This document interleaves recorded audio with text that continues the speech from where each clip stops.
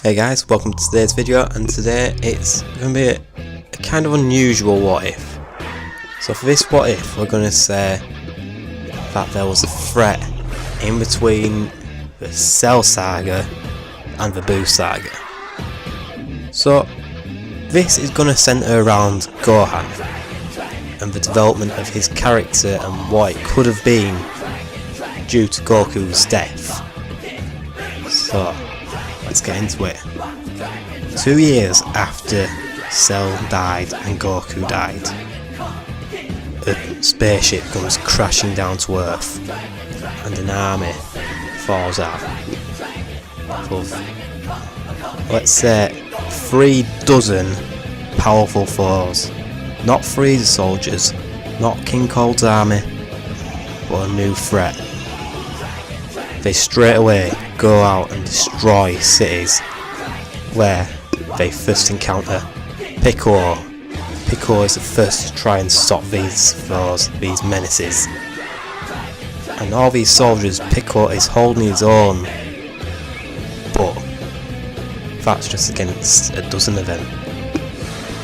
Now more join in and they take down the Namekian, leaving him helpless.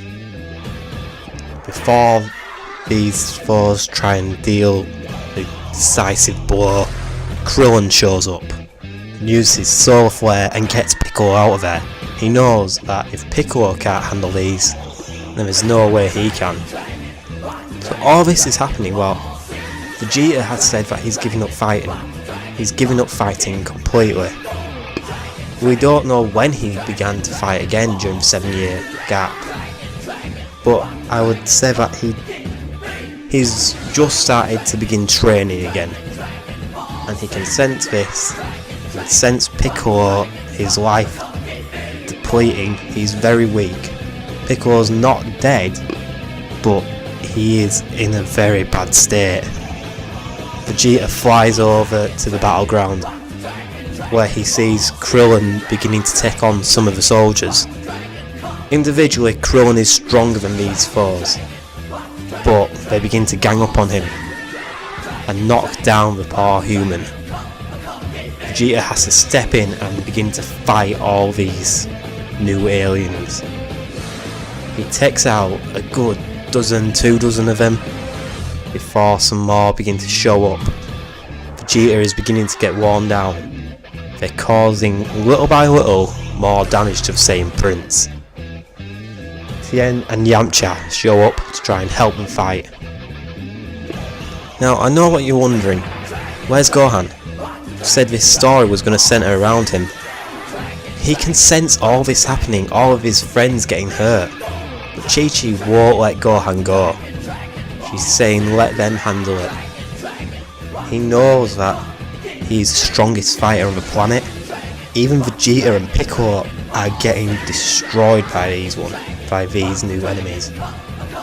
Yajirobe manages to sneak onto the battleground with some sensor beams, gives them to Krillin, Piccolo and Vegeta, while Tien and Yamcha are trying to hold their own. Now they begin to fight back. Now that there's more of them, they're taking down the army. This is when their leader comes out. Now, I can't think of a specific name that would be really Dragon Ball related to give him, but let's describe him as 6 foot, purple, huge muscles, and he towers above everyone apart from Piccolo, who I believe is over 6 foot. And he's just a bit bigger than Piccolo and very built. That's when this leader of the army, he charges towards Vegeta, singling him out as the strongest.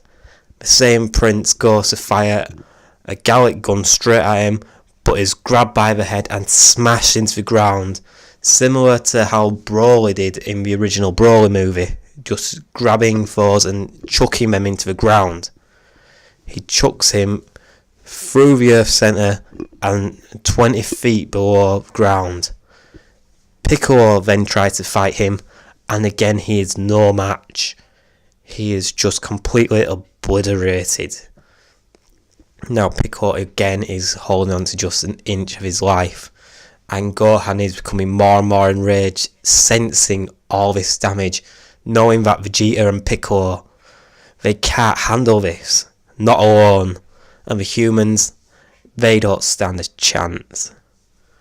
Gohan then screams at his mum, "I've got to go, I've got to save them," and he flies off before Chi-Chi can say another word. Well, Goten's just toddling in the background, saying, "Bye bye, Gohan." And Chi-Chi just sighs and says, just like his father. Gohan eventually does arrive to the battlefield to see all of his friends unconscious and clinging to life. He sees that this monster is about to destroy them with one final blow. This is when Gohan transforms into a Super Saiyan 2 and just kicks this new enemy in the head, knocking him down.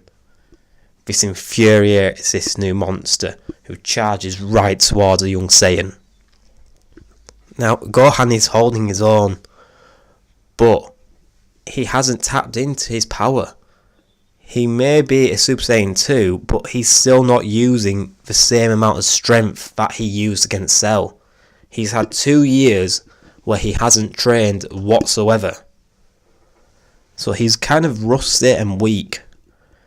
He may be stronger than the others, but he's just about holding his own. He takes a massive blow to the head, knocking him into the ground. Piccolo uses his telekinesis to talk to Gohan, saying, "You're stronger than this. You can save us, Gohan. Get up. Keep fighting. Your father's not here to protect you anymore. You have to do it. You're stronger than all of us." Gohan gets up and charges towards the foe. Blow for blow, he's getting matched. Gohan is not strong enough to fight back. This is when he decides to fire a full power Kamehameha wave from the sky towards this monster, who fires his own blast back at them. He fires a blast straight back to Gohan. Now this beam struggle is similar to the one that happened with Cell. So now all of the other Z fighters are getting up and firing their own blasts at this monster, who is just laughing. It's doing nothing at all. Not even Vegeta is affecting him. Even Chaozu comes over and tries to help. He's made his way, even though Tien told him not to, and he begins to fire his Doron Ray at him. But it's to no avail. None of them are nearly as strong as this monster. So now, the blast is cancelled out when Gohan is starting to lose his strength. The blast explodes against each other and Gohan falls to the ground. And no, I'm not going to do the kind of cheap plot that the BoJack movie had, where Goku appears from Otherworld to save him.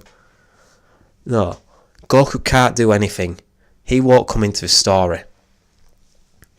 So with all of them down and weak, clinging on to life, Gohan just has enough energy to stand.